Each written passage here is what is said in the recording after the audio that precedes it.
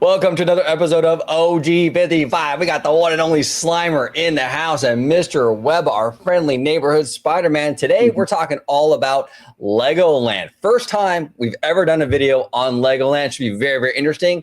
We have a lot of great topics kind of breaking this park down and the future of this park up next on OG55.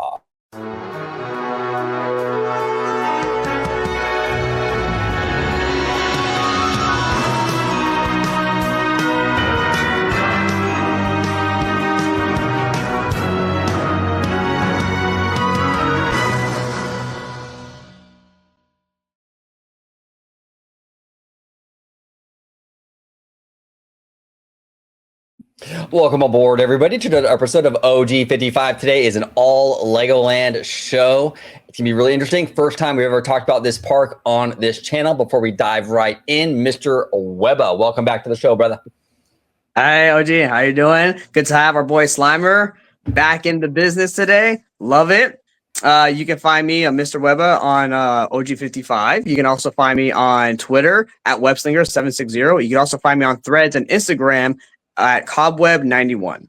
There he is. And down below, Slimer is back. It's good to see you, brother. How you doing? I'm doing well. Thanks very much. And this is a really great way to wrap up a fantastic afternoon. Spent the day running errands, got some furs, drinking some old granddad here. This is how we're ringing in 2025, guys. If you guys are old enough to drink, check out old granddad. It's very inexpensive, but it goes down really smoothly. But yeah, first time talking about Legoland. Really interesting topic. Mr. Webber brought up to me on the phone the other day, so I'm really interested to talk about that. I haven't been there in a couple of years. So it's really definitely kindling my interest to go back again, check it out. I love Legos. Who doesn't love Legos? But anyways, you guys can catch me on Orange Grove 55 on X at Slime Square 84.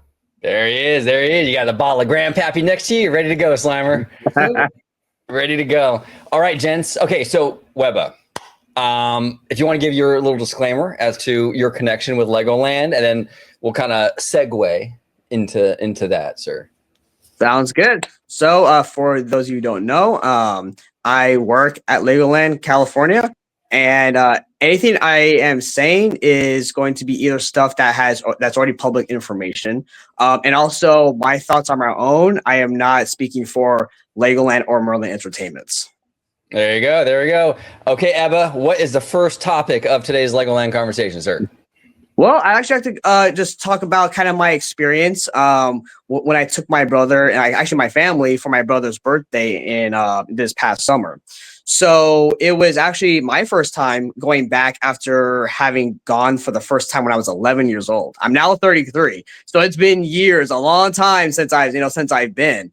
And there's a lot that's changed. There's a lot that's changed over the years. They've added a new hotel. So currently they have two hotels. When I first went there a long time ago, they had one. They have two water parks, and it was very interesting to see as like an adult's perspective, but now as like a more theme park enthusiast perspective as well, right? And then my wife, it was her first time going. It was my mom's first time going. My brother has been a few times throughout his life because he went on field trips and stuff from school. But I was like, hey, you know what?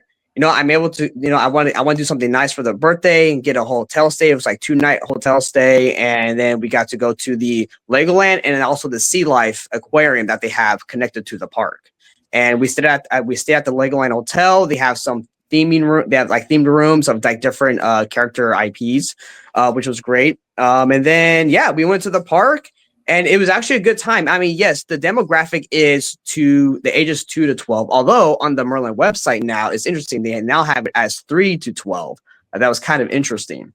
So risky move. Yeah, risky move. I know, huh? 1 year.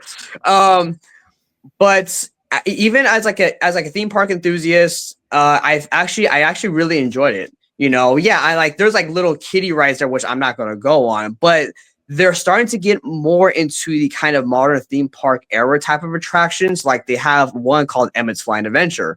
That is a attraction of the same ride system as Soarin' over California. They also have one called Ninjago, which is a kind of the same Spider-Man type of shooting attraction. They have the Dragon, which is an old fan favorite. I would say it's even probably more mild than Gadget's Go Coaster. It doesn't go very fast. It does have a really cool dark ride portion in it. Technicoaster is like a Goofy Sky School Mouse coaster. So that one's really fun as well. There's a really cool ride, right, OG and Slimer? I've always said that I do not like Disney's Finding Nemo's, like the Submarine Voyage ride. I don't like it at all. But there's a ride at Legoland called Deep Sea Adventure.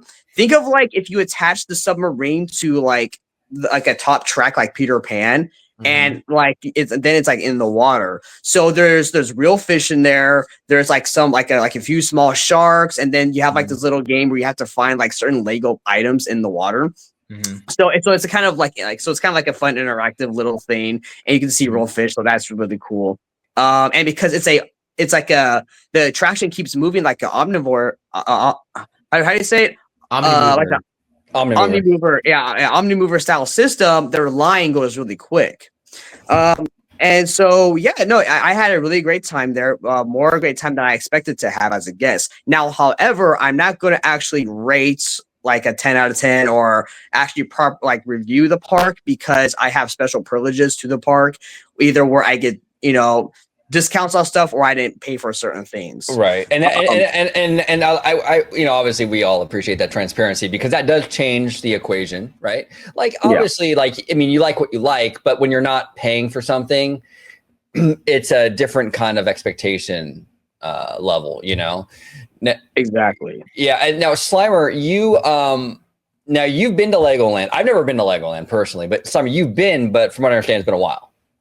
Yeah, it's been a decade since I've been to Legoland. Last time I was there, my stepson was, I think he was 6 years old, right? So there was a good and justifiable reason for us to go to Legoland. Once he hit about 9, he was over it. Kids of that age, they change what they're interested in like every 6 months.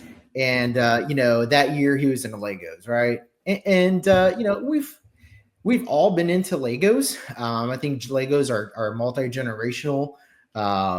It's kind of crazy how they're still so popular and so expensive to get into now, especially if you're like a Lego collector, which is like, that's kind of like an aside, right? Like we can talk about Lego collecting and things like that, but what it does do is it speaks to like the multi-generationality of the Lego brand itself.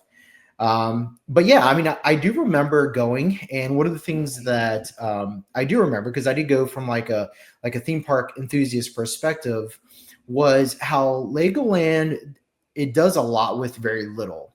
And by that, I mean, like they really lean on the building aspect of Legos and not so much the ride thrill entertainment. Because again, like the demographic is a young demographic, 2 to 12 or 3 to 12 now. Living on the edge here, Lego. But, being that the demographic is very young, and being that the return on investment on something like Lego is going to be significantly smaller than like Walt Disney World or Universal Studios, just as like a brand and like where they are as a company. They're not as, Legoland's not as, they don't have that flywheel that Disney does. Sure, they put out a couple movies, but they got the toys and the theme park, but it's relatively smaller. But what they do is they do a really great job of incorporating like the actual construction of Legos throughout the park. So for example, in Legoland, Florida, for anybody that hasn't gone, they have an entire area where they have, like, if you ever been to Epcot, and if you ever go to the very back, I think it's over by the German Pavilion, they have the toy train model area. They have something like that, but a lot more extravagant, and they have built out entire action scenes of like Star Wars or Jurassic Park or, whatever movie they have intellectual property rights to, and, their own stuff as well. And like, it's so grand. It's not only is it grand, but it's like, when you're using your imagination to like build stuff as a kid with Legos, you're like, oh, I'm going to build this, and like, it's going to be doing this battle with these guys over here. And like, you get really carried away and it takes up your entire room. You know what I'm talking about? Yeah.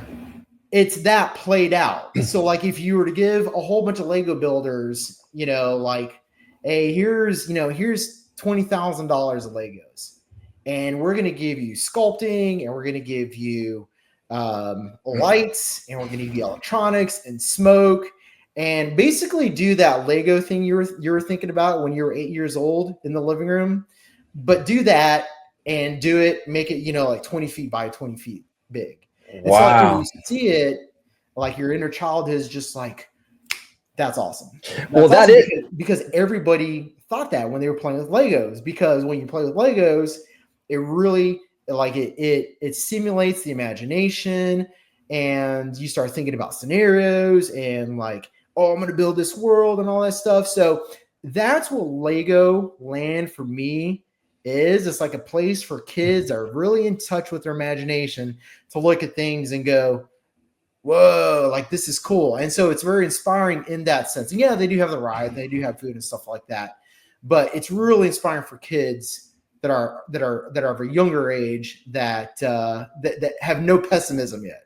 Yeah, that's a beautiful thing. I love that, Slimer, and it's kind of cool to see that sort of edutainment thriving, like in that theme park space, because Disney's kind of getting away from a lot of that stuff. You know, they're kind of getting into the more traditional like flywheel IP stuff, and I get it. Lego's an IP too, in a sense, but like, I like that idea of like tapping into the imagination and getting creative, and I think that's really healthy for young kids to be involved with that. And it's a dying art form, that edutainment, that creativity in the theme park space right now. I mean, Disney's not really doing it. I mean, Universal's not doing it, and it's kind of cool to have at least one company out of the big park companies doing that kind of thing, which is really, really cool. I love that. Another thing too that's pretty cool with Lego is that there's a lot of opportunities. Webba, I want to ask you about this in terms of IP. Does Lego, because I know when you buy their box sets and stuff, you can buy like Star Wars, you can buy like the giant Hogwarts, right, and all that good stuff. For the theme park, do they license out a lot too? Like, do you see a lot of popular IP in the park, like in the theme park space outside of the stores, or is that mostly just for like the box sets that you buy? So this is where it kind of gets unfortunate, is that years before, Legoland, at least for California, used to have Star Wars days. They had Star Wars Lego, like the Death Star, Darth Vader, Hoth, they had Indiana Jones. But then once Disney bought Lucasfilm, pretty much, that kind of went away. Because Legoland, or I guess Merlin, they will have partnerships with different brands, right? So, for example, back in Europe, they had a partnership with DreamWorks for a Shrek's Adventures attraction, so to speak. Now, kind of going back to that real quick, for those who don't know, Legoland isn't owned by Lego. All of Legoland is a licensed out park. So pretty much think like Disney Tokyo. Those employees there, yeah, it's Disneyland Tokyo, but they work for the Oriental Land Company. They don't work for Disney. So it's the same at Legoland. I'm not a Lego employee. I'm a Merlin Entertainment's employee.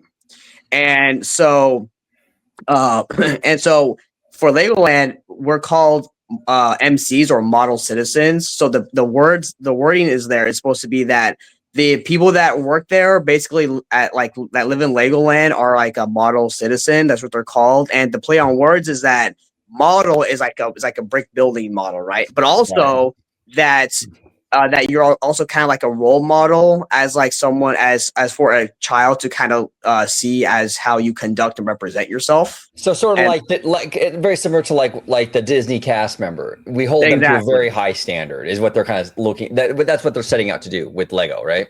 Yes, exactly. So, but yeah, so I just want to point that out, that people didn't know Lego, the Lego lands, because actually there's about 9 or 10 Lego lands, with one coming up for Shanghai, China. OG, I don't know if you want to bring that one up. Right here. But speaking on topic, this year China's going to have a new Legoland. I think I'm not sure if it's one or if it's like 2 separate ones, but either case, it's supposed to be the biggest Legoland out of all the Legolands, and it's supposed to have a lot of Chinese like cultural influence represented in the park, which I think is very cool. Oh, I think it's awesome, and it's also I think I mean I think it's awesome, but it's also I think by necessity because I think the Chinese government sort of has a say in a lot of stuff. You see a lot of that same sort of influence with like the Disney Shanghai park and what have you, but obviously I mean it is what it is, but I have no issue with it. I think that's really cool, and it sets these parks apart from their domestic counterparts anyway, right? So you have that Chinese influence, which is kind of cool because you know you pull inspiration from the region of the world that it's in. So it's pretty awesome. Pretty awesome. Right. Yeah, exactly. And Merlin Entertainment has, again, like when they include everything, they call them attractions, whether it's like Sea Life, their Eye Towers, their Madame Tussauds, Legolands. So if you lump them all together, they have about 140 across the entire world. So you got some in New Zealand, some in Australia, in the United States, across Europe. In the UK, the big ones are like Thorpe Park, Alton Towers, and then there's two other ones that are really popular. Those are more like thrill like parks where like huge coasters, crazy coasters that I would never go on. Slimer would, but I won't. You know, Meet but you guys at the gift shop. Yeah, oh, yeah, exactly. exactly. But yeah, so I mean, it's a really cool thing to see how what I'm seeing, what it looks like, apparently from like what I've been seeing is that there's been more Lego influence because what happened was Lego first opened Legoland. Right. And what happened was the toy company was having they were kind of having like a toy crisis. And so they got out of the theme park business because they wanted to focus on the toy. And that's when Merlin came and you know bought it. So now they own it. But it's this weird thing where like Merlin owns the Legolands, but then like the Lego group like have a stake in Merlin as well. It's just like weird owning. I own this, but then we also own this, but own you. It's like it's very, very strange. Yeah, well, and Merlin is like, and a lot of people might not be familiar, and maybe a lot of people would if they watch OG55 because we do a lot of theme park stuff. But like Merlin is a big theme park company. Their attendance numbers for last year, or was it 2024? I think it might have been 2023 actually. They were up there. I think they even beat Universal overall, if I'm not mistaken. They did. If you looked, I think that Scott Gustin, he was sharing that entire report. And if you look at the page that said top 10 theme park operators worldwide, it was Disney number one, some Chinese theme park, amusement park company that it was, I think, just in China itself. I believe. Don't quote me on that. And then number 3 was Merlin Entertainments, and then number 4 was Universal. Yeah, that's wild. That's wild. Yeah, and part of that might also just be because Merlin has a huge amount of parks worldwide too, right? From what I understand. Yes. So as far as I understand, the kind of the focus isn't really to have like a few huge theme parks, right? Like Disney and Universal, they don't have as many parks, but they're going to have a bigger, more higher demanded quality type of park that appeals to a broader family and higher age audience, right? So with Merlin for their attractions, we're gonna find places and areas where we can really develop our attractions in high density spots. So that way, whatever attraction we put in there, we have kind of like an arena of like 4 attractions in a spot where there's a lot of high traffic. So that kind of was like way of going about building your business is separate from what Disney and Universal is doing, which we're make these huge scale theme parks. Right. But with this, we're gonna have a lot of these, but little clusters. So for here at Legoland, California, we have Legoland. We have a Sea Life aquarium, and then we have 2 water parks. And the aquarium, even though it's like attached to Legoland, it's actually a separate ticket entrance. And then the 2 water parks that are also attached to Legoland in the back of the park are also 2 separate ticket entrances as well. That's fascinating. Yeah, when you said 2 water parks and an aquarium, I'm like, I had no idea there was that much. But so these are pretty small entities that are kind of tacked on. Yes, exactly. Yeah, because what they want is have like a main hub park and then have like little smaller attractions. Makes sense. They call them midways, but now they updated the kind of definition or meaning to gateway attractions apart from the main park that's settled there.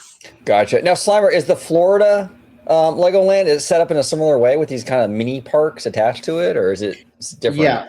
Yeah. So recently, Legoland actually had a Peppa Pig park open up right adjacent to it, and the budget for that park was around, I think it was between 100 to 200 million dollars, and it is strictly aimed at little kids. It's probably like the equivalent to like I don't know, man. It's a very kid themed park. Like you're not going to find any attractions for adults whatsoever. There's some edutainment. You can meet Peppa Pig, like a Sesame Place kind of thing. Yeah, it's like that, but it's completely disconnected from Legoland. So you'd actually have to like get in your car if you're at Legoland and drive over there. And what's funny is most people don't know about it. So I started thinking about this, and Webba, correct me if I'm wrong, but it seems like Merlin's business model is like low cost, low risk. But it's low cost, low risk because they can operate on a profit being low risk. They don't have people don't have the same expectation for Legoland parks that they do for Universal and Disney. And because of that, they don't have to have these bloated investments for new lands and new parks and new rides. Real cool question for you. Do we know how much they're allocating for the Shanghai Legoland park by any chance in US dollars? It might say there because I believe it says too, it's Merlin, Lego, and I think the Chinese government, like with Disney, are like all kind of help fund this thing. It says here 10 billion won, which is 1.4 billion in US dollars. So 1.4 billion. Well, that's huge. Yeah. It's compromising a theme park and a hotel. It says investment features 8 diversified lands, such as Lego City, Ninjago, and Monkey Kid.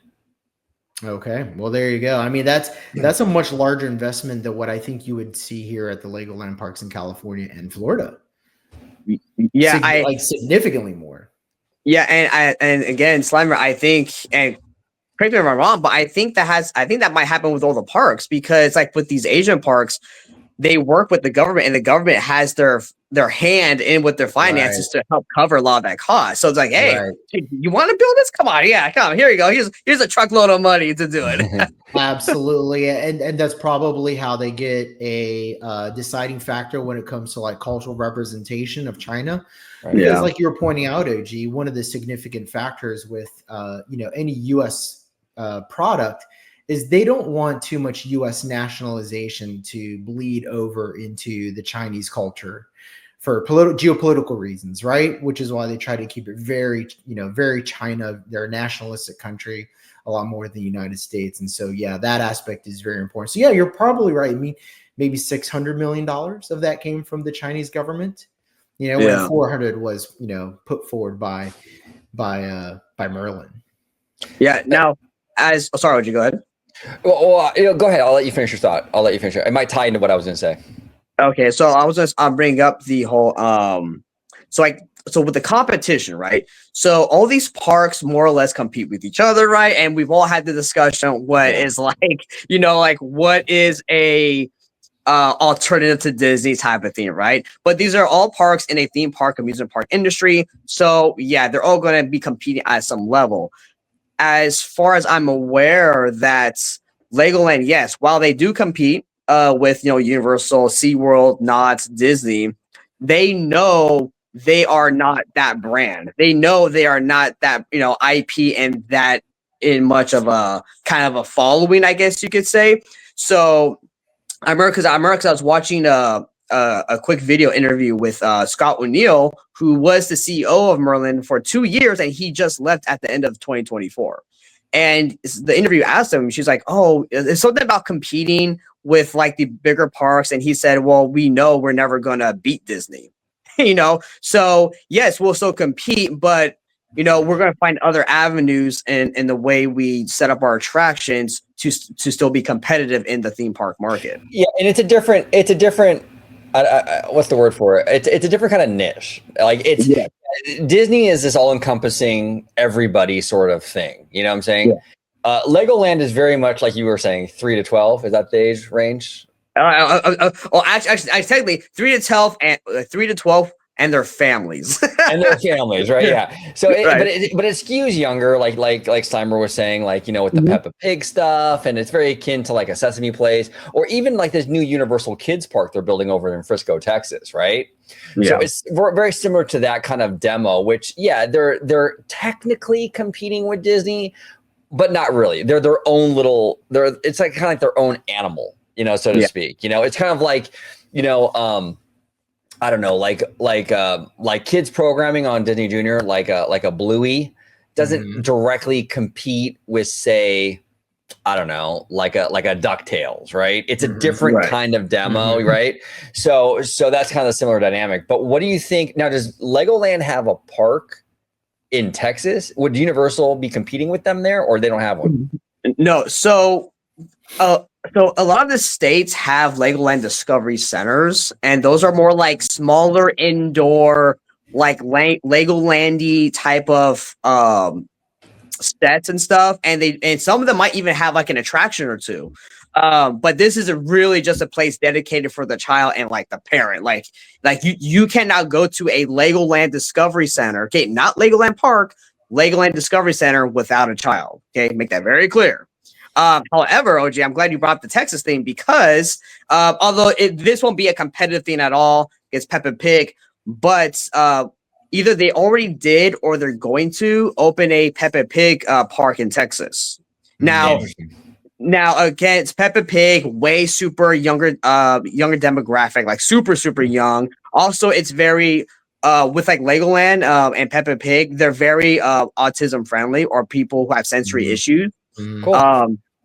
Yeah, so it's that type of park. Whereas the other Texas park for Universal, I think that's going to be more of an actual kind of theme park that's a little bit bigger, maybe akin to like a Legoland.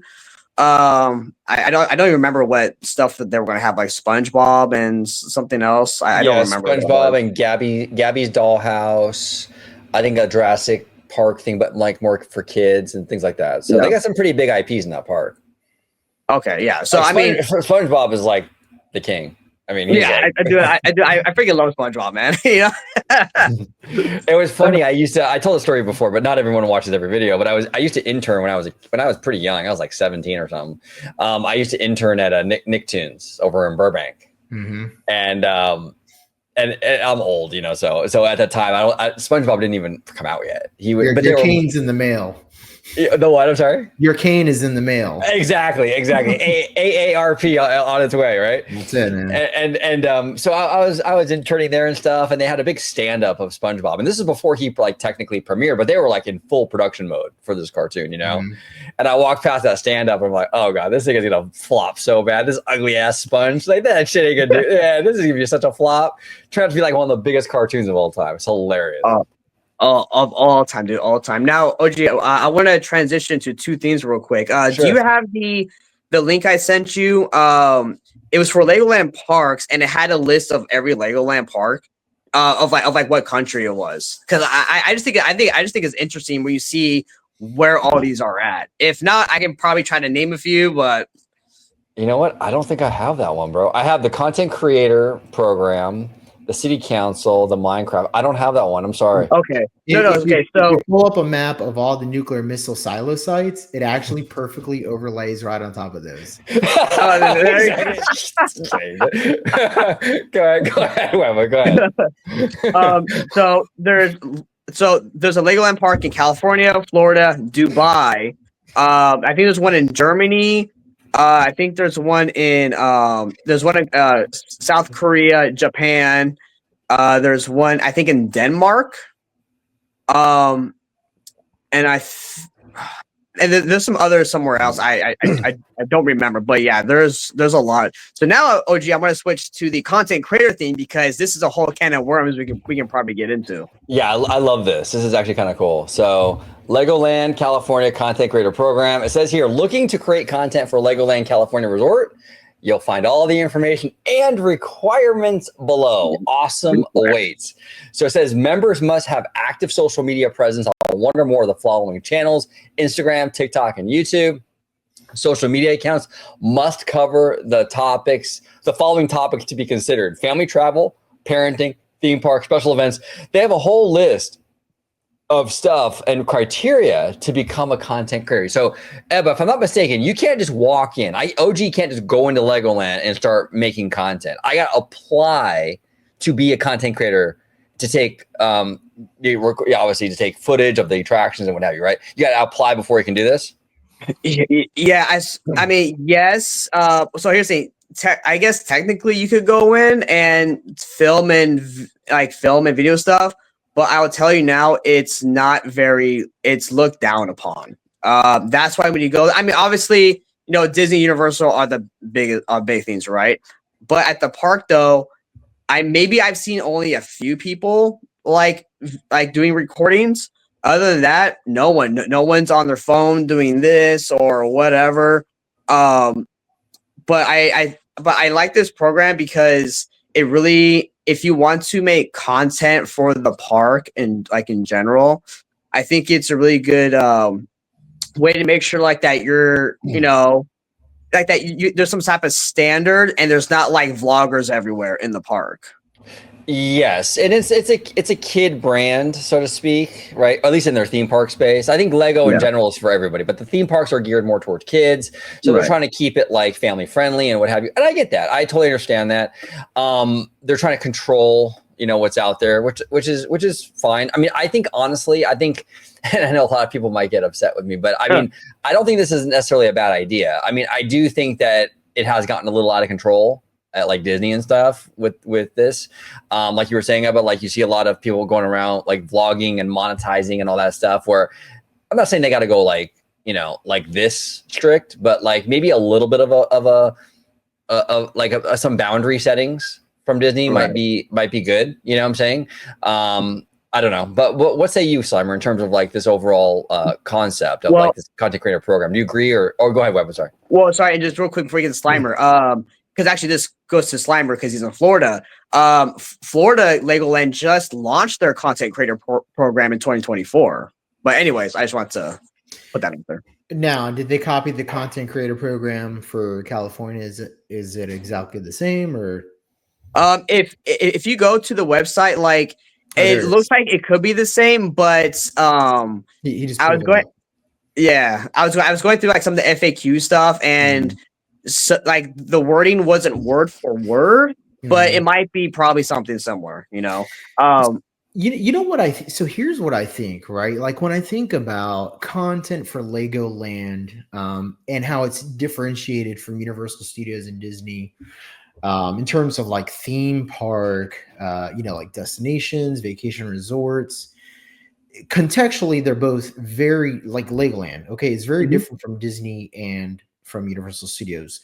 Those parks are very nostalgia friendly. They play on nostalgia, but they also play on the feeling and the mood that the Disney brand gives you. Legoland doesn't Legoland's not that at all. Legoland is for kids that are stimulated by using their imagination and their cerebral capacity to build things, right? Which is why they had a partnership with Minecraft. Okay, so they're connected. Minecraft and Legoland, as far as the demographic that they placate towards. One is digital, one is physical, but nevertheless is still the same, right? But the kids that are into Legos, I'm not saying that they don't cross over with the Disney demographic, but what they offer as a product and what the kids are thinking when they're interacting with their product is a completely different mindset than kids that watch Disney cartoons, for example, exclusively Disney cartoons, whether it was the movies, whether it was a television, and Universal Studio movies as well. If you have a kid that played with Legos that never grew up watching Disney cartoons and never grew up watching, Universal movies and things like that, he's not going to relate to Disney. So how do you, if a company, right? If you're a company and you want to use content creators to try to draw that demographic in your park, you have to appeal in a very specific way to how you're going to get that kid's attention, or a family that understands how their kids think, right? To get them to come over to your theme park, because it's not going to be when you advertise to a Disney family or Universal Studios family. Like that's like we all know how that works. You play on the nostalgia, reel them right in. You know what I mean? Like you cast a net, boom, you catch 1,000. You know, Legoland's very different in that sense because of the you know, just the interaction with the product is completely different from the consumer all the way to how you get them into the park. Yeah. So Well from said. a content, so if I'm Legoland, I'm trying to manage how that's presented to my audience because I don't want it to be like the way you present Disney or Universal Studios Right. because that's not going to do it. You Right. don't understand your audience if you're doing that. Right, exactly. And I think AOG, if you could please go back to the website real quick. Sure. Yeah. Because to Slimer's point, if you could go down to the FAQ, because I want to go over the criteria. Where is that at? Oh yeah, there you go. What are the minimum social media metrics to be considered? I saw this and I was like, whoa. Okay, so it says Instagram, you need 20,000 or more followers. Wow, that's crazy. 2% plus engagement rate, or 50,000 plus followers and 1% engagement rate. That's for Instagram. TikTok, you need 50,000 plus followers, and YouTube, you need 100K plus. That's crazy. That's high. Yeah. And to Slimer's point, I think like what he was saying, or what you were saying, Slimer, is like that there's a very kind of focused way and how they care about how their park is being represented and the content that you're making.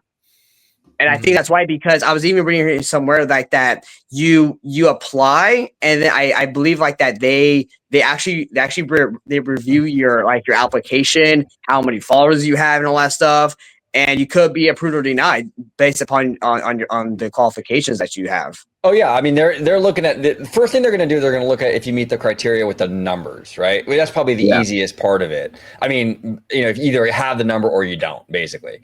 But assume you do have the number, then they probably go on to your YouTube channel or whatever platform, and they start to look at your content. Yeah, is it appropriate for their brand? You know, do they like your vibe? Do they think you know? And then that's when the real decision making happens. So it's interesting. Yeah. And then OJ, if we could go to the perks at the bottom. Yeah. Because I think I think it's important to know if you're a content creator, if it's worth the investment for you, right? Like what's the perks of me being accepted through this application process, you know, having these qualifications, what do I get for it, right? So right here, it looks like you get, you know, 4 complimentary tickets for the park, along with, you know, invitations to the, you know, like grand openings, attraction previews, press conferences, and like, you know, like the Brick or Treat, which is the Halloween event, they call it. And you know, some other stuff as well. Yeah, that's interesting. That's interesting. Now, do you know, Ebba, and you probably don't, but I mean, it's okay. They might not openly say it. I'm not really sure. But how are they with regards to like, because they're giving you special access, right? They're giving you special access with the invitations, the grand openings, the previews, and all that stuff, right? Yeah. Do you know if they're open to like content creators like being pretty critical, or do they want more like promotional based content, or like the creator is more promoting for them and not necessarily going in there and going, this worked, this didn't? Do we know how that works on this or no? I thought I read somewhere in here that that they just want the, you know, your channel or content to be appropriate, whether it's negative or positive. Okay, that's good to hear. That's good to hear. So they're open to the critiques and everything, but you just have to have appropriate stuff on there. You can't be, you know, cussing like a sailor and all kinds of stuff. Exactly. Obviously. Yeah, and it makes sense for their brand that that the demo they're going for and everything. That makes total sense. You know. Yeah. Absolutely. And then so did you guys want to go on like future projects or projects? Yeah. Well, yeah. I mean, you want to start with the Minecraft? So is that future, or how is that part of that? Yeah. I mean, absolutely. I mean, the Shanghai thing is a future project as well. But yeah, let's go here at the Minecraft OG. Take it away. Let's go. Minecraft in real life. Merlin Entertainment and Mojang Studios join forces to create location-based attractions. It says Merlin Entertainment, a world leader in branded entertainment destinations, has announced Adventures Made Real, a new global strategic partnership with Mojang Studios, the creator of Minecraft, the best-selling video game of all time. This is going to be like an absolute mega hit for them.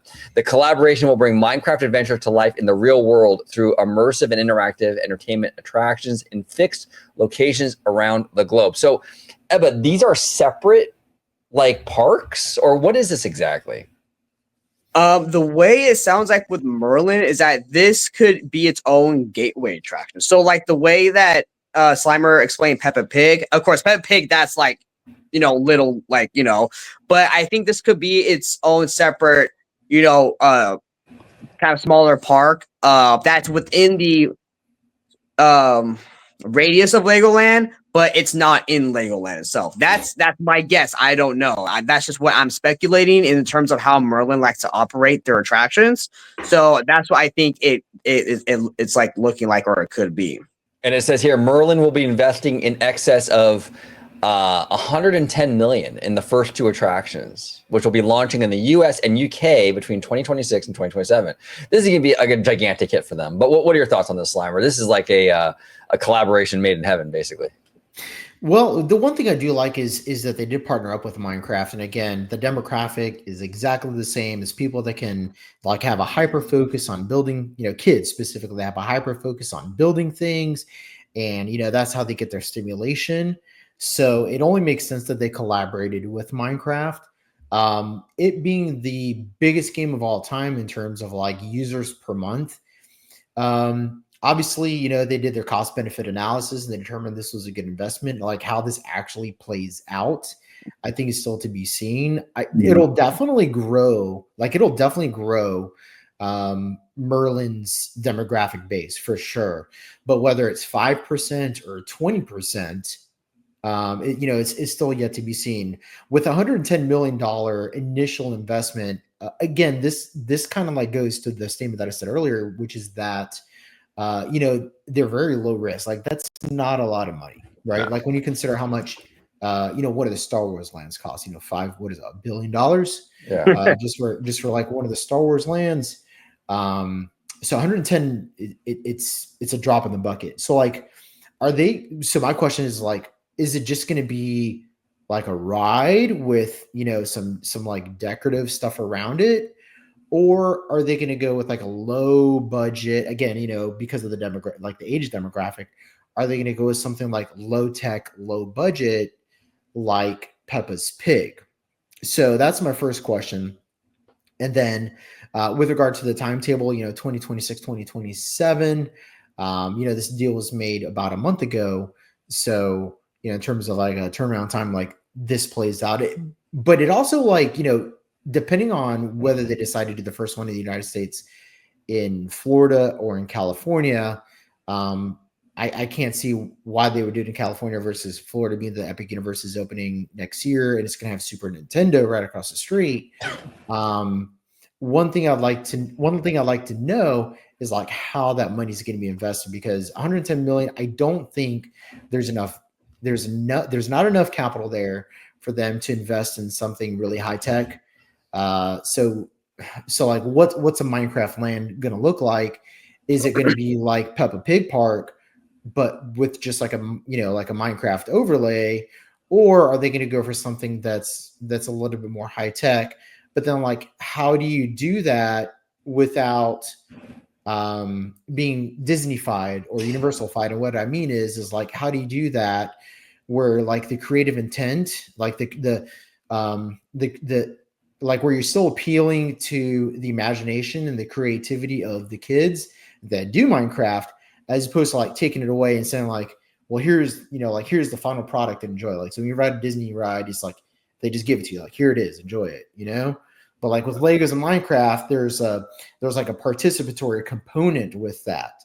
So I think that's going to be really important with how they do the Minecraft lands. Like you got to meet the kids halfway and give them some room to use their imagination to participate in this land. Because if you just give it to them like already complete, I mean, like give a kid a complete Lego set, he's going to be like, well, like you already did it, so why are you giving me the Lego set? You know what I mean? Yeah. The fun of it is the building of it, the journey, basically, Yeah. And I would agree with you. And 110 million, you're right, Slimer, is not that much. I mean, Tiana's, and I don't know the exact number for Tiana's, but just to change Splash Mountain over to Tiana's probably costs more than that. Probably a lot more than that, you know. So it's not a huge number for sure. No, I will say, to answer your questions, Slimer, I think these are my guesses, or my best estimated guesses, is that one, I do think that it will be bigger than Peppa Pig, because I think Minecraft is just probably a stronger IP or brand than Peppa Pig. Two, what was the other question you had? I forgot. It was a size. Well, yeah, like, is the majority of the capital going to be invested into like an attraction with some overlay around it, or is it going to be like a low budget land? Yeah, like a high budget ride. Yeah, so I speculate it's going to be its own separate, like, smaller park with like an attraction or two and some like small places to eat or something. That's all like Minecraft stuff. That's my guess. And then why California? I would say because Legoland is actually one of Merlin's most profitable parks out of all their attractions. The one in California? In California, yeah. Wow. So more profitable than Florida? Yeah. Oh, yeah. Okay. So if actually, I don't know if I can say, but something with the numbers, because of Florida wasn't doing well, that impacted our park despite us doing good. And so California so Legoland California is actually Merlin's, out of all their attractions, is always like either number one or like two at least.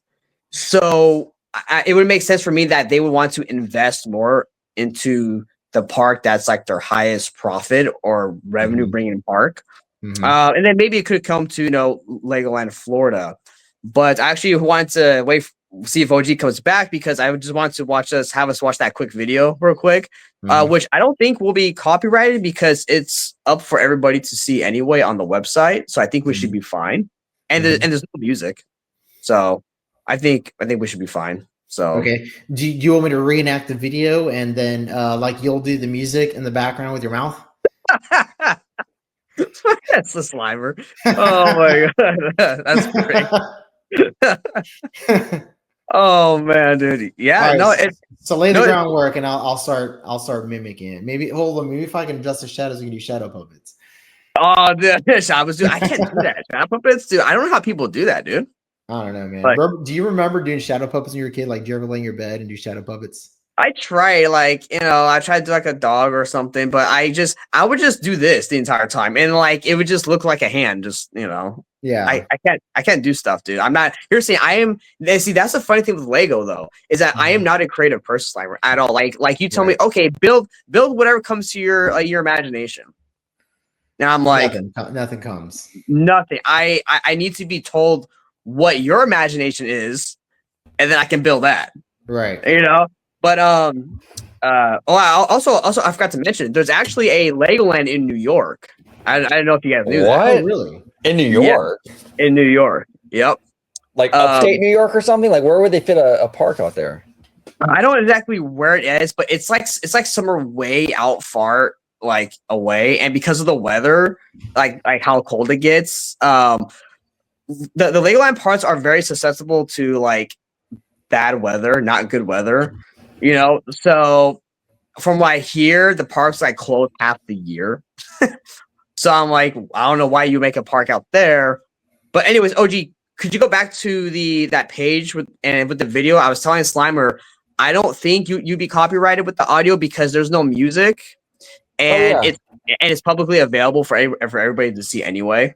Yeah, so because I was gonna reenact the video, and Webba was gonna do the sound effects with his mouth. There we go. Here we go. Let me go ahead and. Do you have the audio on? Oh, you know what? I'd have to go into a different. You want the audio on? Hold on one sec. Oh, okay. Sec. My bad, dude. Sorry. No, you're good. You're good. I can give me 1 second. I'll be right back, actually, with this, because I have to use a different browser. It doesn't. I have to use the other one. So give me just a second, fellas. Wait. Well, while you're doing that, this was really cool, Slimer. For the Brick or Treat in 2024 for Legoland Florida, for the first time ever, they did a drone show.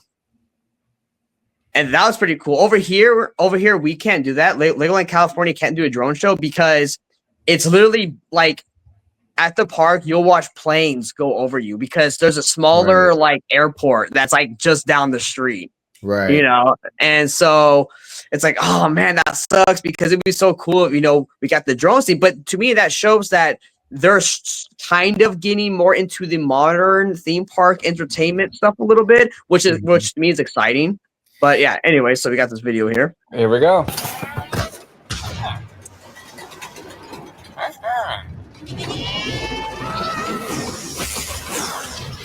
Oh, that's dope. Oh, okay. So that's interesting. Are they hinting at a roller coaster? Or? That's what it looks like. Yeah. Okay, so there will be a ride. Either this will be a real roller coaster, or maybe it'll be like a Star Tours sort of like simulator thing that they're gonna do. Yeah. I'm not really sure. I'm kind of leaning towards like a Star Tours experience, though. I am too, because of the demographic alone. Yeah, like it can't be intense. I mean, it can't be like a roller coaster. It can be simulator intense. That's true, but also I think too that yes, while it's Legoland, Merlin has other parks that are coaster parks.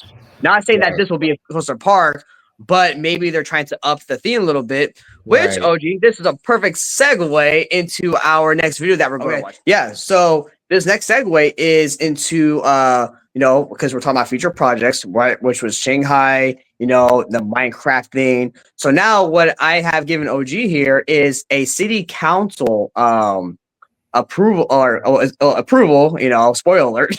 but this was the representatives of Legoland for a future project coming to the park. So we're gonna watch it right now. They're gonna like tell what it is, you know, where it's going. So OG, if you can be the good sir and hit play on that on the link at number 6. Yep. On the bottom there. Yep, I already did. Here we go. Item number 6, city manager. Okay, thank you so much, sir.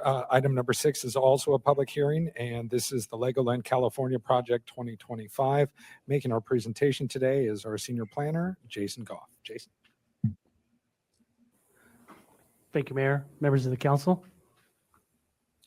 Tonight, the Community Development Department is here to present a development proposal to replace an existing attraction within the Legoland California theme park. More specifically, the City Council is being asked to approve a proposal to replace the Legoland Driving School and Junior Driving School attractions with a new space-themed attraction consisting of an indoor roller coaster, a rotational type of ride, a children's play structure, and a play area for toddlers. The project is being presented to the City Council because the Carlsbad Ranch specific plan requires that any development permit that includes structures over 35 feet be reviewed and decided upon by the City Council. So a space, like a Space Mountain sort of situation, but Legos. But Legos, yeah. That's a great idea, actually. I really like that concept. Yeah. Minecraft or just Legos? What was that?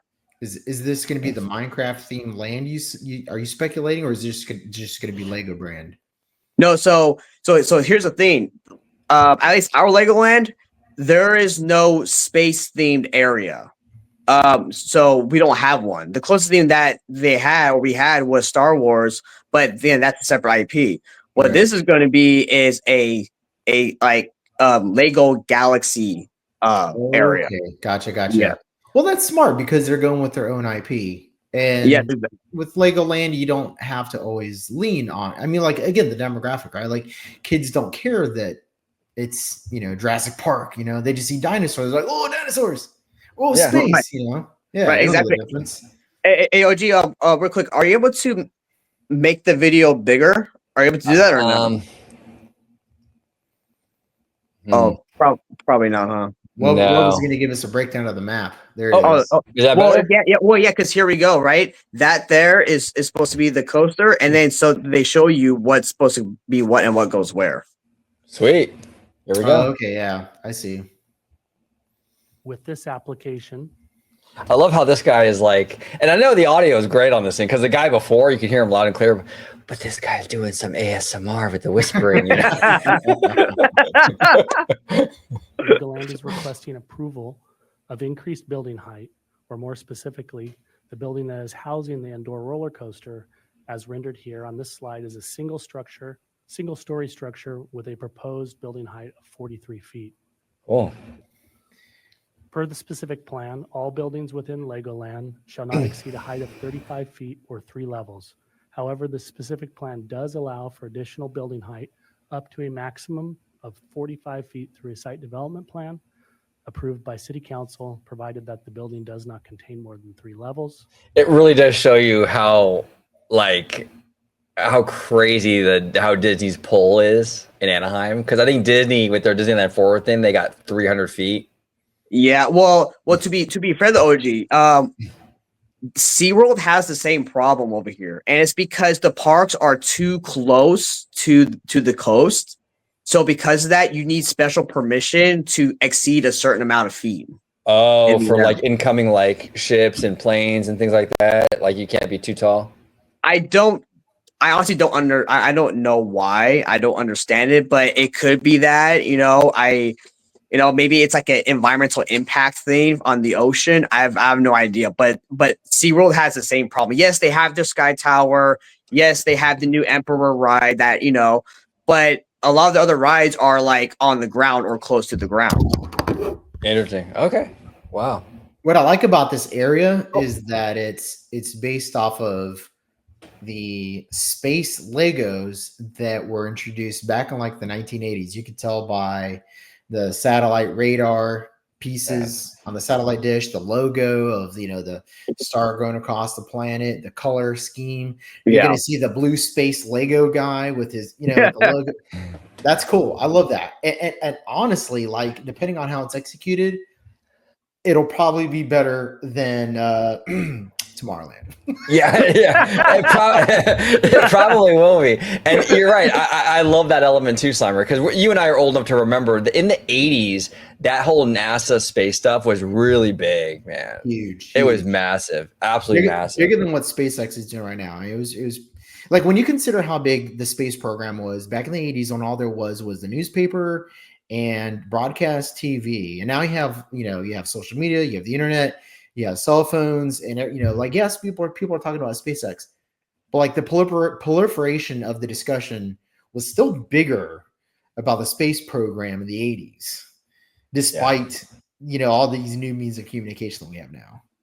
Oh yeah, absolutely. Yeah. All required setbacks are increased at a ratio of 1 horizontal foot for every 1 foot of vertical construction beyond 35 feet, and the additional setback area is maintained as landscaped open space. This project meets all criteria in that the proposed building consists of 1 story, and the 8 feet of increased building height is offset by an increased landscape setback of greater proportion. Specifically, where the 43-foot landscape setback would otherwise be required, a 55-foot landscape already exists as maintained open space. The required permits associated with this project include a site development plan for the reasons previously discussed and a coastal development permit because the project site is located within the coastal zone. There you go, like what you were saying, Eva. Project Very was close. analyzed for consistency with the city's general plan, the Mellow 2 segment of our city's local coastal program, the Carlsbad Ranch specific plan, and all required city codes, policies, and standards, including the California Environmental Quality Act. The staff report and resolution as before the council contains all the analysis and findings. Now, is that pretty much? Yeah, if you probably skip forward a little bit. At the January 17th Planning Commission hearing, the staff presented the project and the Planning Commission. Yeah, you probably skip a little bit forward. And if you buy Webba a Lego Batmobile, he'll read the entire bill to you in ASMR. Exactly. All 263 pages. But members only. You know what I'm saying? Yes, it's a special treat for our members. Go ahead, Webba. Oh no, but yes. So anyways, that's what the project was. The city council voted 6-0, so they all approved it. Nice. So it was super quick. But like I was saying, because of the coastal stuff and all that, it's like it makes it very hard for these parks to get like approval or like create monumental like buildings and stuff because of the extra hoops you have to jump through. Yeah. You know, I wonder Oh. if that's why. That's interesting. That I didn't know all that. That's interesting because Disney had a plan years ago in the '90s when they were kicking around the idea of a second gate for Disneyland and what have you. They were going to build a Disney Sea in Long Beach, and Yeah. they scrapped that plan. It was supposed to be near the Queen Mary, if I'm not mistaken.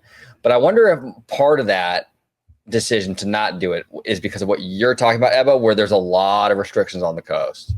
Yeah, and I wouldn't be surprised because we know Disney, you know, they like to do big stuff, right? And if you're gonna do like a Disney Sea type of thing, like it's gonna be grand, and that would be just hurdle after hurdle, even stuff that hey, block it, we can't do this because of that policy or whatever. You know, it would just be too much. Like you for what Disney wants to do, they wouldn't be able to do it. You know. Yeah, you said block it. Was that a Lego joke, bro?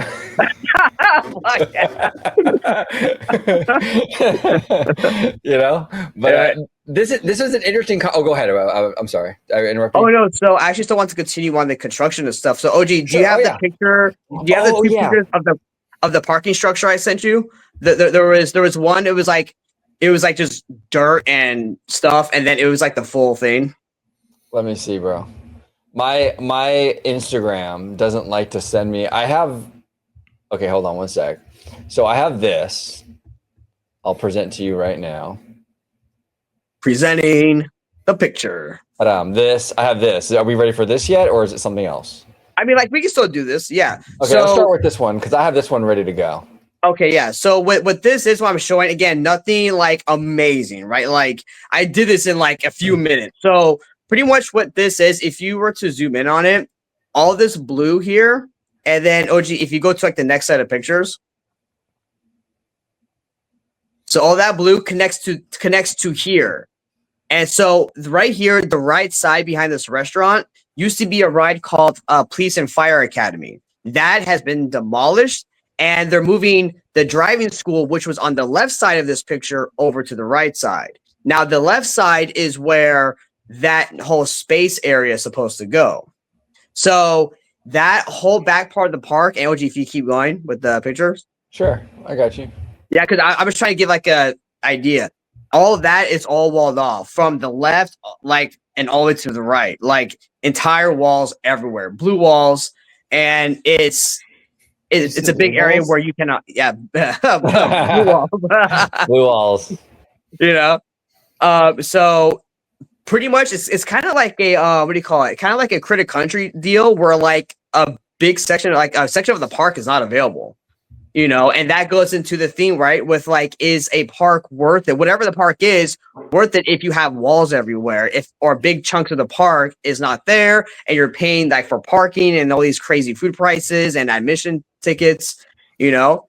So, but 2025 for Legoland, California is a building year. There's a lot of stuff some stuff I can, some stuff I can't. But like this, obviously, you know, this was in the city council. This is coming, and yeah, it's a huge area for the park. Totally, all back section blocked off. You can't go there.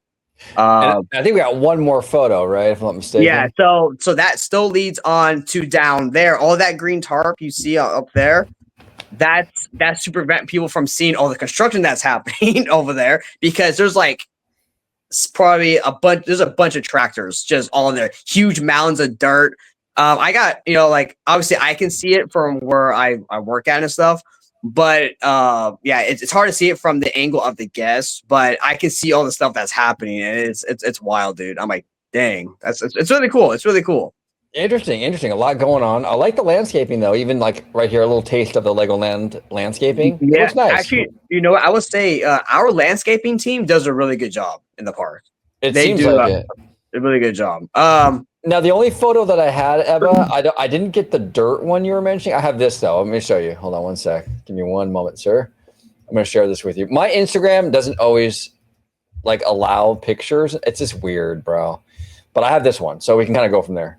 Okay, so this right here, I guess I'll say that I cannot confirm or deny who the parking's for, but I will say that it's a new parking structure. They started to build it. I mean, obviously, if you're at the park, you can see it blocked off and stuff. But when I started, like in June, it was that all that structure wasn't there. It was all dirt, some pillars. Now by this time, it's already at this start. So it's like 4 levels. And I'm pretty sure like they're gonna have probably theming in it, which would be really cool. But it's interesting because that whole section there used to be part of like the ground parking lot, like the ground you see here. That used to be all just parking space. So now they've added additional parking space now, which with you guys, right, as theme park nerds, can kind of speculate why are they building, a garage style parking for what reason? Well, yeah, we saw Disney do that here in California for in the lead up to Galaxy's Edge. They built on the Pinocchio surface lot the Pixar and Pals structure. So that was in the lead up for the Galaxy's Edge expansion. So I'm assuming that Lego has. Well, we know they're building the space thing and stuff. So there's a lot on the horizon, I think, no pun intended, with Legoland, and they probably see an influx, and they need a little more room for more people, Yeah, no, absolutely. And for me, right, it's super exciting to see like being there and being able to see all of their like the projects taking place, all the new stuff coming. It's really exciting, especially for that park because. It's a small park. I mean, it gets washed over by Disney and whatnot, right? But it's good to see them trying to utilize the space, just like how Disney does, really, and trying to maximize the most space as possible in an efficient way.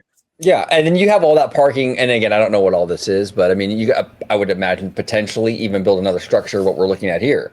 With all this surface parking lot, So. Yeah, well, it was crazy is that I was actually driving around the parking lot the other night when I went to some event, and the right side of that structure is a whole nother space just as big to fit another one of those. That's crazy. That is crazy. But you can't confirm or deny that.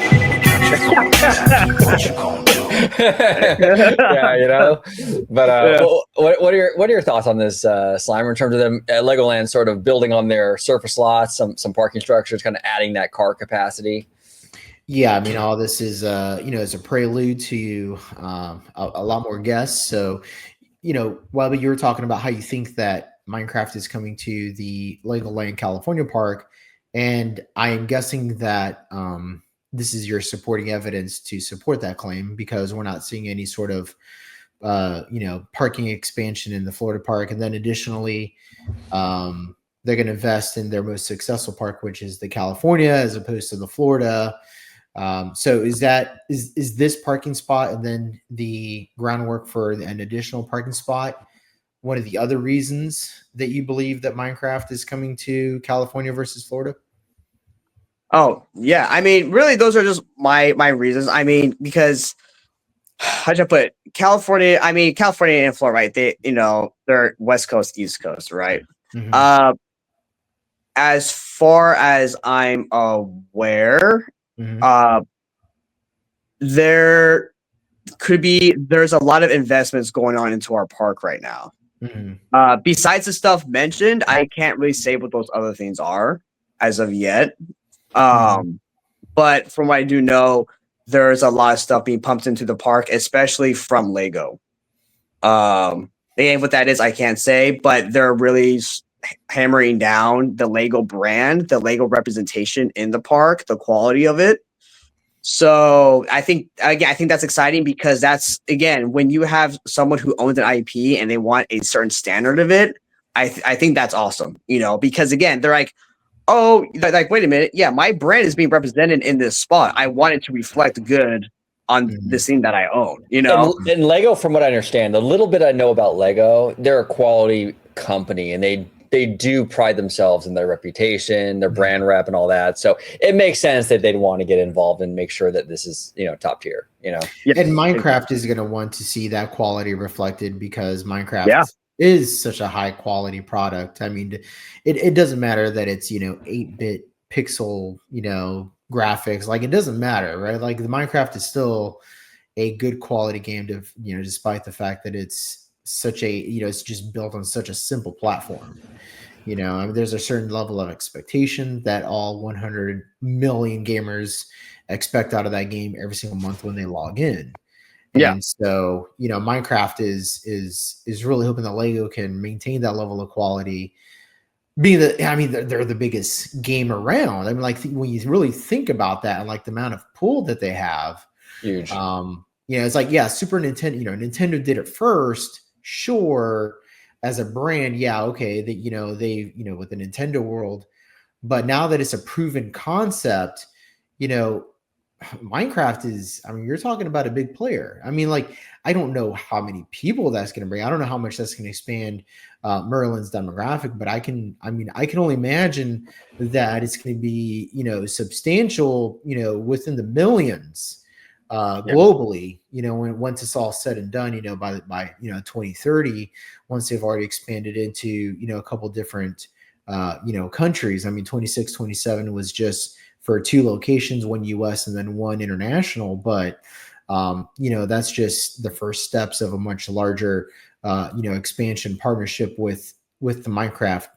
brand. I mean, for all we know, this can be like on the scale of Harry Potter. You know what I mean?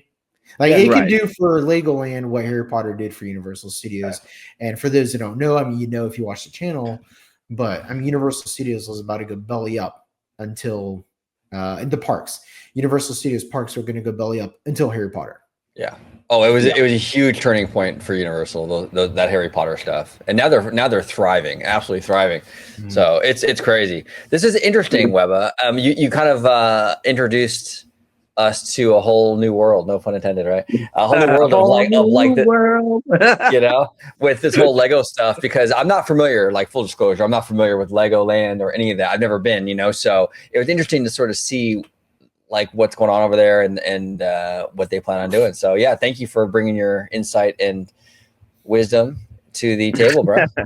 No problem. And actually, I guess last thing before we head out, I wanted to ask you guys, like, for you both, is there anything that you guys would in particular like to see yourself come to, like the Legoland parks, or like another park that Merlin could like acquire or build? Like what's your guys' thoughts on? What do you think? I think that the licensing deals are really a smart move for Lego, because it's been a proven success thing for their Lego sets. Yes. So obviously you're not going to get Disney, because Disney's a stickler for that, right? But continue to do the Minecrafts, maybe work with other studios and other companies and kind of bring that licensing into the parks. That could be cool. I think Disney's foolish, actually, to be honest with you, for not tapping into that, because Disney doesn't have a park like this that they can really like compete directly with Legoland. So why not license out your IP like Star Wars, Marvel to Lego? They're a quality company, right? Or Merlin. They do quality stuff. Why not license it out and have a presence in those kid parks? I mean, and that way it wouldn't necessarily, Disney wouldn't have to invest in like the full blown kid park like Universal is doing if they were to do that. It kind of makes a lot of sense. I kind of wish they would, but yeah, in terms of Lego though, Merlin definitely lean into the licensing deals. I think that could definitely bring a lot of people in their parks. The Minecraft thing is a huge leap forward. What about you, Slimer? What do you think, brother? Yeah, so I mean, with Minecraft, I think it's really important that they maintain that, you know, like they maintain the integrity of the imagination. Yeah, look at this inspiring picture here. Sorry, I hit the wrong button. I do apologize, brother. No, I think it's really important that they maintain the integrity of you know, like the relationship between you know, the kids that play Minecraft, you know, how they use their imagination to build, and you know, same thing with Legos. I think that's really important how they incorporate it into the park, and they're gonna have to get really creative in how they do that. But what I would also like to see is, I like to see like a high level of technology and innovation brought into this. I mean, I know they showcased a roller coaster, and like, you know, that's really easy for Merlin to do, because, you know, just like the cost is significantly less than, like, let's say Mickey Minnie's Runaway Railway. But like, like if it were me, I would want a project and map ride, like Mickey and Minnie's. I think that'd be really cool. Like if they took you through, you know, like if they took you through the time scale of Lego, starting from when they first started, all the way until the, like the Batman movie and beyond. And it's all projection mapping mixed with like practical effects. I think that would be really cool. And that's something like you can change up every, several years because a lot of it's just projection mapping. But I think something like that be really great. And you can still have a roller coaster and all that. And that's really great as well. But, maintaining the integrity of like the imagination of the kids and how they interact with the product is definitely going to be like, significant for them moving forward. I mean, like, or unless they just decide, hey, nostalgia is the way to go. And, if there's bread and butter in that, I mean, go for it. I mean, money talks, bullshit walks. So we'll see what happens. But, I think that Lego is really like here to stay, to be honest with you. It's not going anywhere. No. Right. Yeah. I would say if I had to pick one thing about the parks that I would like to see done more in the future is have more indoor attractions. And I'm saying you can have outdoor, but when you look at the attractions at like these parks, a lot of them are outdoors. And yes, Legoland, they did offer kind of like rainy day refunds or like rain checks basically. But when we're having that rainy season, this is a problem that Knott's Berry Farm has as well. When it rains, like the park pretty much has to close or most of the stuff is not available because everything's outside, And for a business, I mean, I'm not a business person, but I would think, that's a lot of potential money that you're losing out on. Yeah. Yeah. Well said. Well said. Mr. Webba Slimer, I want to thank you, gentlemen. Mr. Webba, if you can remind everybody where they can find you on social media, sir. Absolutely. OG, thank you for having me on. It was great to have our buddy Slimer down here. Yeah. You can find me, Mr. Webba, on Twitter at WebSlinger760, and then on Threads and Instagram at Cobweb91. And you can find me here on OG55. Perfect. Slimer, where can they find you and your granddad on social media, sir? Hold on. So you got the show late. All right, this is old granddad right here. All right, there he is. Yeah, there he is. Right, you catch us on Orange Grove 55 and on Slime Square 84 on X. There he is. I was at I texted you today, Slimer, but I was at this Japanese restaurant just getting some lunch, and they like out of nowhere, this Japanese place had like the craziest playlist. Right. They played Notorious B.I.G. Right. So, dude, it's so on brand for you, OG. Japanese restaurant and Notorious B.I.G. Yeah, totally. Exactly. It's like they knew I was coming, They played Notorious B.I.G. And the next song after that was the Ghostbuster theme song. When's the last time you heard a restaurant play the Ghostbusters theme song? It was so random, bro. I was like, this is awesome. This is awesome. Okay. I have a funny story to tell you. At my last job, which was at the grocery store, right? The Natural Market. I remember I was closing one day and I was on my last break. This was probably like at 7 o'clock at 8 o'clock at night. All of a sudden, I'm like, what is that? Because they have speakers on like the little patio things outside. For some reason, our store was playing like an on-board audio soundtrack of the Pirates of the Caribbean ride from Disneyland. That's so random, dude. I was like, what? I was like, whose playlist is this? That's wild. That's wild. Oh my gosh. Yeah. I used to work at a sandwich shop and I was like right out of high school. I was like 18, 19 years old. I worked at a sandwich shop. It wasn't Subway. It was like one of their competitors, but they would let us bring our own CDs. That's how old this was. You could bring your own CDs, but it had to be like the clean version or whatever. So whenever I was working, it was like Bone Thugs and Harmony and shit. It was like Ghetto Cowboy. It was great. It was fantastic. Those were the days. But thank you, gentlemen, and thank you all so much for watching this episode of OG55. Comment down below with all your thoughts on everything Legoland. Our first Legoland video on the channel. We would love to hear your opinions, your thoughts, your speculation down below. Thank you for watching OG55. If you aren't already, consider becoming a member today.